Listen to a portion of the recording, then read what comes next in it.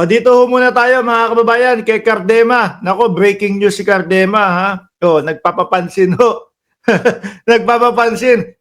Kauna-unahan daw po no na nagsasubmit para ma-impeach si Pangulong Bongbong Marcos. Sabi, ayaw tanggapin. Sabi sa balita, ayaw daw tanggapin mga kababayan. Politico.com.ph, ayaw tanggapin Cardema to return to House no to file first impeachment complaint versus Marcos. Baka naman wala naman kasing basihan yung impeachment ninyo. Di ba? Baka naman kasi ini-impeach si Inday Sara Duterte o in-impeach si Inday Sara Duterte. Kaya kayo gumagante Romeres back, di ba? Ano pangalan nung ano nito? Nung party list niya? Duterte Youth. Mukhang bully na. Sorry. Mas mukhang matanda pa sa akin ito eh. Tapos Duterte Youth, mga kababayan, baka ginagamit yung mga kabataan upang maging maganda yung pangalan nung kanilang party list, no? Sandata lang ho ito ni dating Pangulong Duterte, mga kababayan. Di ba? Youth pa ba, mga yan? Baka nag-iiyutan na. Di ba, Ma'am Milagros Rombawa? Natural, ginagawa nila yun. Mag-asawa yan Di ba? Mag-asawa yan. Oo, ayaw nyo maniwala. Sige, ito, may papakita ko sa inyo. Alisin ko muna si Cardema. Alisin ko si Cardema. Ayaw nyong maniwala na mag-asawa yan Mag-asawa yan. Gusto nyo maniwala? Ito. Alisin ko si Cardema. Ipalit ko itong patunay na sila ay mag-asawa. Yan! Di ba? Marriage Certificate of Marriage 2017. Ilan taon na sila? Ronald Cardema. Yan, December 16, 2017. Ano po? Hindi maipakita dito. Ayan yung misis, si Dociel Marie Dr. Suarez. At Cardema. Di ba? Hindi makita yung kung ilang taon dito Kung ilang taon na. Hindi na mga youth to. Mga kababayan. Ang nagkasal pala, mga bossing, kaya pala nagkakaganito itong mga to, Sara Zimmerman Duterte Carpio. Kaya naman pala nagpapa-impeach at pinapa-impeach si Pangulong Bongbong Marcos. Kasi, ayan signature over printed name of solemnizing officer. Si Sara Duterte pala ang nagkasal dito, city mayor sa Davao. Tapos sa ilalim ang nag-receive si Christopher Lawrence Go. Di ba? Si Senator Ferdinand Marcos Jr. at Lisa Araneta Marcos. Ninang si PBBM at si First Lady. Sabi dito, si Inday Sara ang nagkasal sa Cardema couple sa Davao City. Ninong sila, PBBM at Bongo. Ninang sila.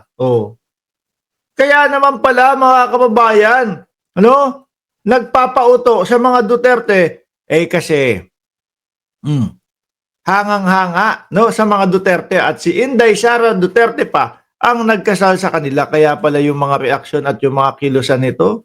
Kaya pala pati yung party list, ipinangalan sa mga Duterte. Duterte Youth at Chuchuchu. Sabi dito, former National Youth Commission Chairperson Ronald Cardema failed. Dapat yan, filed, no? Dapat ganun filed. Hindi yung kanya, failed to officially file the first impeachment complaint against President Bongbong Marcos. Yan lakihan ko.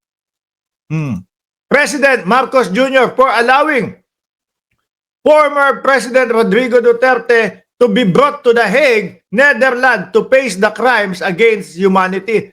Diyos ko po, Cardema, baka isa lang ang isagot sa iyo, baka pati ang ICC, baka pag nagsalita lang ang ICC, hindi po namin kinausap si Bongbong Marcos. Kasi po alam namin walang jurisdiction sa Pilipinas. Ang kinausap po namin ay ang Interpol dahil sila po ang may connection sa Pilipinas. Nakita niyo ho, mga kababayan, kung gaano po ginagalang ng ICC, no? Yung jurisdiction na yon. Oh. Hanggang kailan lang po yung kanilang iniimbestigahan? 'Di ba, from 2012 kung di ako nagkakamali hanggang 2019. Doon po hanggang doon sa bago tumiwalag si dating Pangulong Duterte sa ICC. Hanggang doon lang ho ang iniimbestigahan. Baka kung sakali kasama pa yung 2019 all the way to 2022. Baka mas tumambak pa ho ang mga kaso eh. Baka mas tumambak pa ho ang mga ebidensya eh. Di po ba? Isa lang ang sasabihin sa inyo ng ICC, hindi namin kinausap si Bongbong Marcos at hindi kami dumiretso kay Bongbong Marcos dahil sa jurisdiction na yan. Nakipag-ugnayan kami, humingi kami ng tulong sa Interpol. At ang Interpol kumonekta sa pambansang kapulisan, mga kababayan. Baka wala naman kasing kwenta yan, kaya hindi tinanggap. Di ba? Wala nang katapusan yung confidential fund, confidential na yan. Nakatago sa bulsa nila yan. Hindi yan winaldas, sabi ni Mi. Tuloy, according to Cardema, the Office of the Secretary General refused to accept the complaint because Secretary General Reginald Velasco, who has the authority to receive it, was not in the office of the time. Wala naman pala eh. Hihingi kasi kayo ng hihingi kayo ng oras.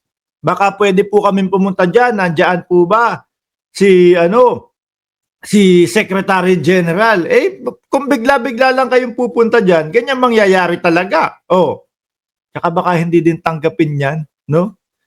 Sabi dito, the complaint was endorsed, no? By Duterte Youth Party List. Yun, nakita nyo.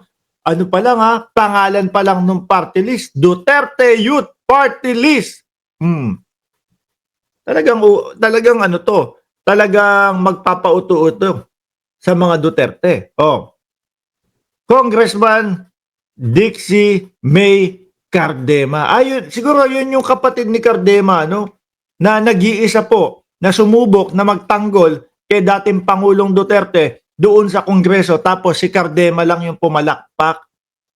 The Office of the Secretary General is not accepting it because wala daw ngayong araw na ito ang seksyon. Di balik sa susunod na araw, ang kiniklaim ng Office of the Secretary General, it is only the SecGen, who can receive the complaint. Di balik sa ibang araw, subukan muli. Anong big deal doon? Di ba? Baka nga hindi nila winaldas. Tinago nila in preparation. Pag nahuli si Digong, may pambayad sa lawyer. Napakadami naman pambayad sa lawyer nun. Sabi ni Ruy Perez, ang hindi dadaan kay Kibulog ay hindi makakarating sa langit. Di bali na hong hindi makarating sa langit. Huwag lang dumaan kay Kibuloy. Baka mapagbenta po tayo ng OTAP, mga kababayan. At yung mga babae naman po, baka shampoo ng Palmolive. Di bali na ho. Ay, Diyos ko. Kung ano-ano mga ginagawa nitong mga DDS na to? Sabi, hindi daw tinanggap. Di bumalik ka sa susunod na araw.